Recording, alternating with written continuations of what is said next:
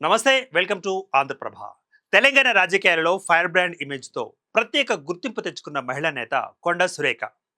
ఎమ్మెల్యేగా, మంత్రిగా వరుస విజయాలు అందుకున్న ఆమె ఒకప్పుడు తిరుగులేని రాజకీయ నాయకురాలుగా పేరుంది. కానీ కాలం గడిచే కొద్దీ ఆమె రాజకీయ ప్రయాణంలోనూ అనేక మలుపులు చోటు చేసుకున్నాయి. పార్టీ మార్పులు, రాజకీయ విభేదాలు, ప్రత్యర్థులపై పదునైన విమర్శలు, సొంత పార్టీలోనే తీవ్రమైన అసంతృప్తి. ఇలా కొండా సురేఖ పేరు తరచూ వివాదాలలో వినిపిస్తూ వచ్చింది. అసలు కొండా సురేఖ రాజకీయ ప్రయాణం ఎలా సాగింది? ఆమెకు బలంగా మారిన కుటుంబమే ఇప్పుడు బలహీనతగా ఎందుకని కనిపిస్తోంది?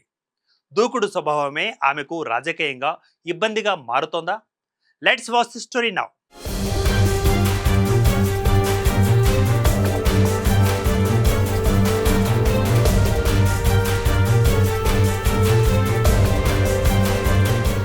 1995లో కొండా సురేఖ రాజకీయాలలోకి అడుగుపెట్టారు. తన భర్త అప్పటికే చేరిన కాంగ్రెస్ పార్టీలో తాను కూడా రాజకీయ ప్రస్థానాన్ని మొదలుపెట్టారు. వంచనగిరి ఎంపీటీసీగా, గీసుకొండ మండల ఎంపీపీగా ఎంపికయ్యారు. తర్వాత 1996లో ఏపీ కాంగ్రెస్ కమిటీ సభ్యురాలుగా నియమితులయ్యారు. అటు తర్వాత ఎమ్మెల్యేగా వరుస విజయాలు సాధించి తన రాజకీయ బలాన్ని నిరూపించుకున్నారు. 1999లో తొలిసారి ఎమ్మెల్యేగా గెలిచిన కొండా సురేఖ 2004-2009 ఎన్నికల్లో విజయం సాధించి హ్యాట్రిక్ నమోదు చేసుకున్నారు.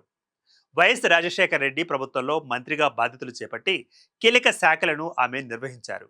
అయితే వైఎస్ఆర్ మరణం తర్వాత ఆమె రాజకీయ అడుగులు మారిపోయాయి.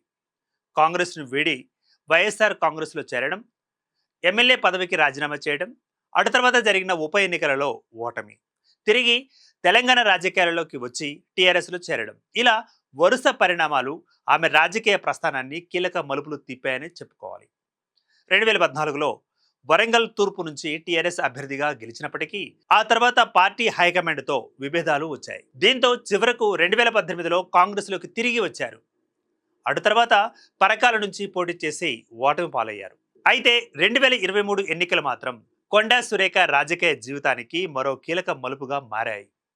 కాంగ్రెస్ పార్టీ తరపున వరంగల్ తూర్పు నుంచి విజయం సాధించి మరొకసారి అసెంబ్లీలో అడుగుపెట్టారు ఆమె. కాంగ్రెస్ ప్రభుత్వం ఏర్పడిన తరువాత రేవంత్ రెడ్డి మంత్రివర్గంలో చోటు దక్కించుకొని దేవాదాయ, అటవీ, పర్యావరణ శాఖలను నిర్వహిస్తున్నారు.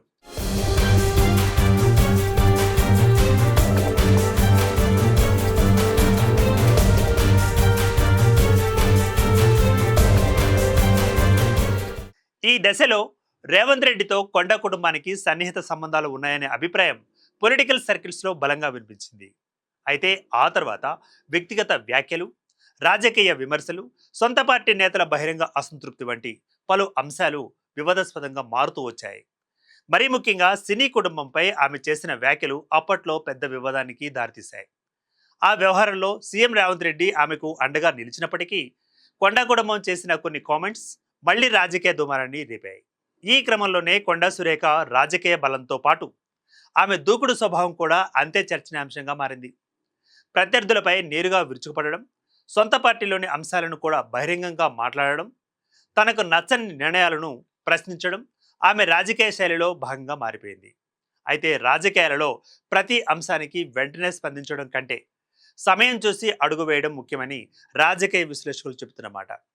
ముఖ్యంగా మంత్రి పదవిలో ఉన్న సమయంలో సొంత పార్టీ నేతలతో సమన్వయం చేసుకోవడం, కార్యకర్తలను కలుపుకొని వెళ్లడం, ప్రభుత్వ నిర్ణయాలను సమర్థిస్తూ పార్టీ ప్రయోజనాలను కాపాడడం కీలకమైన అభిప్రాయాలను వ్యక్తం చేస్తున్నారు.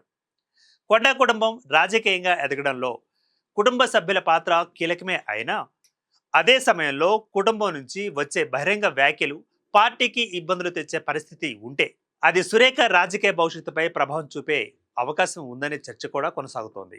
మొత్తంగా కొండా సురేఖ రాజకీయ ప్రస్థానం, విజయాలు, ఓటములు, పార్టీ మార్పులు, పదవులు, వివాదాలతో నిండిపోయాయి.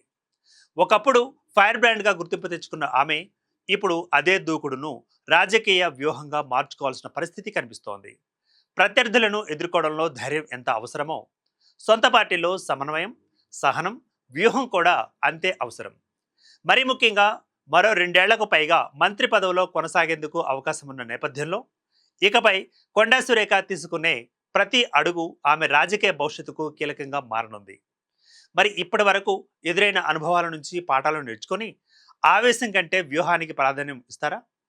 లేక తనదైన దూకుడు రాజకీయాలతోనే ముందుకు సాగుతారా అనేది ఇప్పుడు ఆసక్తికరంగా మారిపోయింది. కొండా సురేఖ రాజకీయ ప్రయాణంలో ఇకపై ఫైట్ బ్యాక్ ఉంటుందా, లేక కొత్త సవాళ్లు ఎదురవుతాయా అనేది కాలమే నిర్ణయించాలి. Keep watching Andhraprabha.